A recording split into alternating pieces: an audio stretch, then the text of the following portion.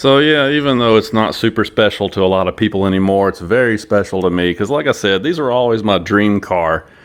You know, it's hard to remember, but back in the 2013 model year, this was the top of the line Challenger. I mean, there was no other Challenger above this back then. But unfortunately, this gauge cluster that I was showing you that I had repaired has to come back out of the car again, and I have to send it back to them for more repair because I noticed that the scale on the tachometer is not correct. On the SRT8 cars, you had 4,000 RPM at the 12 o'clock position. The total range of the tach was 8,000 RPM, and red line should be like 6,200, 6,300, something like that. And you can see that this one is wrong. All the other gauges are fine. They all have the same scale on them and they all read correctly, but the tach is wrong. And I just noticed that yesterday. I don't know why I didn't notice that sooner. I guess I was focused on the fact that this one didn't have the SRT logo on it. That should have been a red flag to me. Oh well, they've agreed to let me send it back and they're going to repair it again. But I just hate having to take this thing in and out of the car all the time. You know, because every time you pry these plastic parts out, you weaken them just a little bit more and a little bit more, you know. So sucks, but I'm gonna go ahead and do it and get it over with because I need this to be correct, you know, before we go out ripping for springtime. Gonna have to put some tires on it too. These rear tires are just about shot. I put the out of the 4 of the tires that were on this car, I put the best 2 up front because I figure I'll go ahead and replace the rear ones first. Something else I did that I didn't mention is while I had the car on the rack, I took this little valve out. This is the clutch delay valve. That little bitty valve there, this red part, is not part of it. I just used that red cap to cap off the clutch fluid line while I was working on it. But those 2 little bushing looking things there, yeah, those are inside the clutch line. And apparently that the purpose of that is to slow down the clutch engagement and to make the clutch feel like it's a little bit smoother, you know, for like the average person that's going to be driving these cars.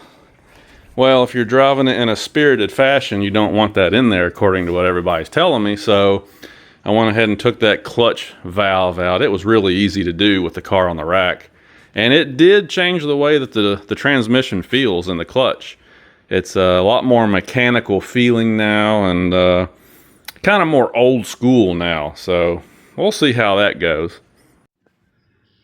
All right, today is a happy day because I finally got my gauge cluster back from the people down in Georgia.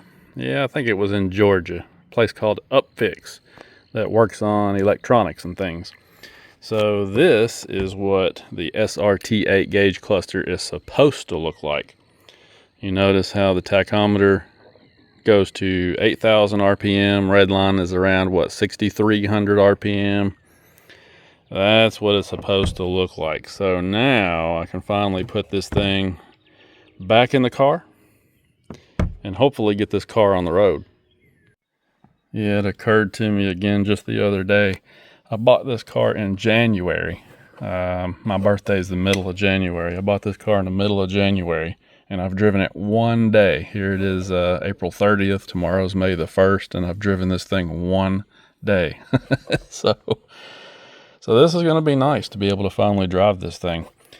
So I'm not going to go over this again, but it's pretty straightforward. Just got to connect the wiring harnesses. Put this in there with the 4 screws. Snap the bezel back on. See if it works. All right, it's the moment of truth. Let's turn this thing on here. Turn the lights on. Awesome. Yep. It all works. That's what it's supposed to look like. Now I can move on to the next project. Got to mount my radar detector. I'm going to set up my home link buttons. Finally, I can drive this car and start using it. I finally got the old girl out on the road. Got some thunderstorms on the way, but right now the sun is out, so I thought I'd take her out for a quick lunch break trip. Man, this thing drives great. It really does. And when I get parked up here, I'll tell you a little bit about how it feels and 2013 Coyote Mustang that I had at the end of last year. Definitely some big differences between the Mustang and the Challenger for sure, but I'm just glad to have this thing out and driving it, man. It feels so good. Rowing through the gears on this TR6060 is pretty awesome too. So what I would say is, obviously the Challenger is a slightly bigger car. Obviously the Challenger is a slightly heavier car. You know, the Mustang was like 3,700 pounds. These cars go 4,200. You know, so you got some more weight here. And this car has independent rear suspension, whereas my 2013 Mustang did not.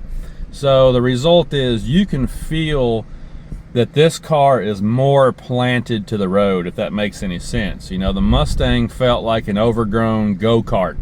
It felt like you could throw it around, you could play with it more, you know, that kind of thing. This car feels comfortable, it's planted to the road, it doesn't feel out of sorts at all, you know, and so that's the biggest difference that I can tell. Now, I've had 3 of these Challengers in all varieties. I had the Pentastar V6, the 5.7 Hemi, and now the 392 Hemi.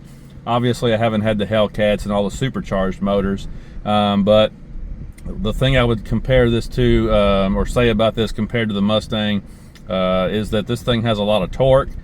The Mustang Coyote engine feels really strong on the top end. You know, you get above 5,000 RPM on those Coyote engines and they just start singing.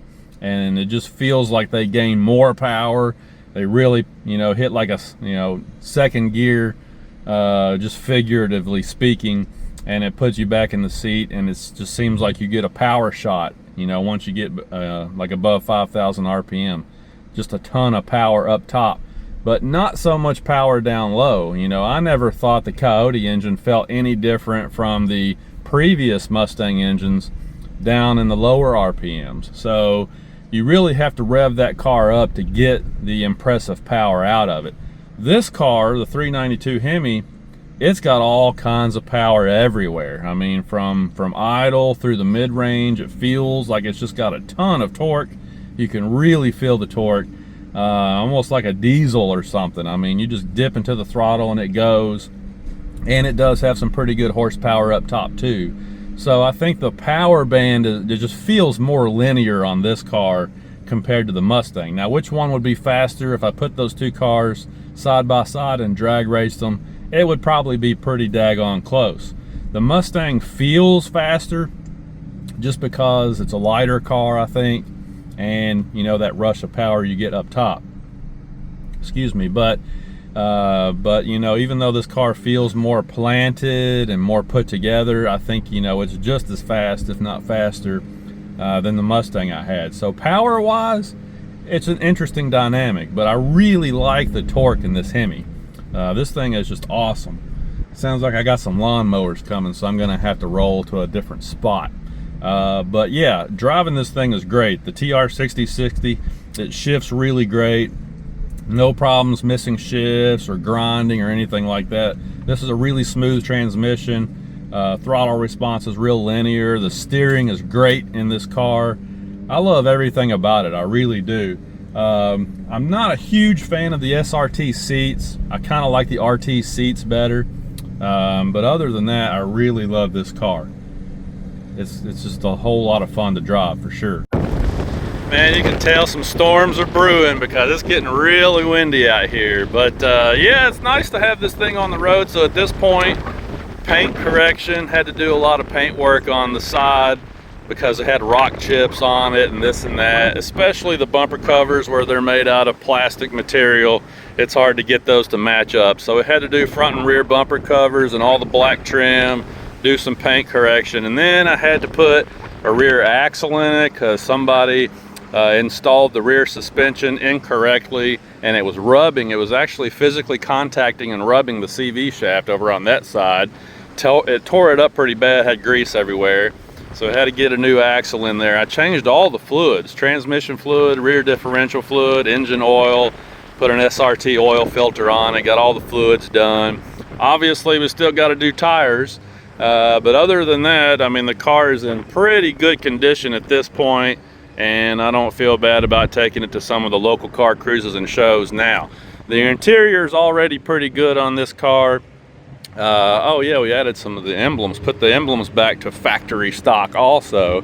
But you can see the car is looking pretty good. It is really dirty because it's been sitting for so long waiting for that gauge cluster to be delivered. So it's got a lot of dust on it, but since I had some paint work done on it, I was kind of letting the paint cure out before I actually get in there and start washing it and waxing it and all that kind of stuff. But yeah, the interior on the car is pretty good. The only thing that I have found that does not work on the interior is the heated seat over here on this side, and sometimes it works, sometimes it doesn't. So I think the heating element down in here probably has a short. That one over there works just fine.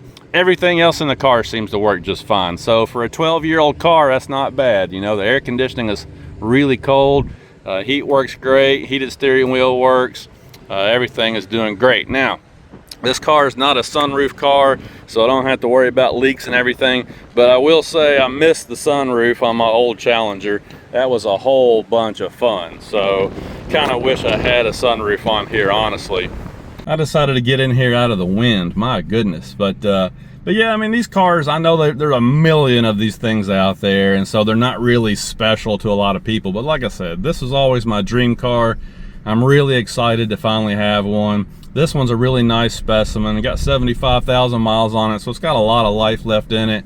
And this car deserved to be restored and kind of brought back to life. You know, it was getting into some pretty rough shape, and it just honestly deserved to be fixed back up and made to look good and operate like factory stock again. And so now I've got it to the point where it's pretty much the way that it was when it was brand new.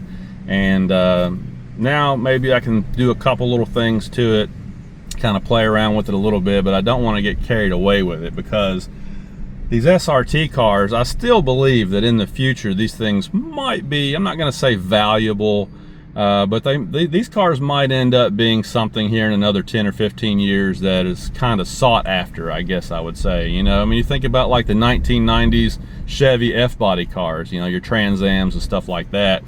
You know, they made those for a little while and then they went away, and now here we are 20 years later and everybody wants one, and they're demanding big money, you know. So who knows what'll happen with these Challengers, but I think these SRTs are kind of special because of all the equipment that they had on them. And honestly, I kind of like this old interior. You know, and by old interior, I'm just talking about the 14 and older body style, because, you know, especially with these, we can't see it real well because of the way the steering wheel is turned, but these, what they called 4-bomb gauge cluster in here, you know, this interior was just more true to the original Dodge Challenger to me. So I always kind of like this older interior myself. But anyway, really fun car. Just really happy to have it going, and we'll see how things go through the rest of the summer with the car. But I'm just going to drive it a little bit and enjoy it right now because I'm so happy to finally have it on the road. This thing still has gasoline in it from January. Here it is May. This thing still got winterized gasoline in it from back in January because, like I said, I haven't been able to drive it. So I got to run this old gas out of here and put some fresh 93 octane in her. But yeah, that's going to wrap it up for this video. Just wanted to show you the progress on the car. Pretty cool car, man. This plum crazy purple color is growing on me a lot. I really like it. We'll talk to you guys later.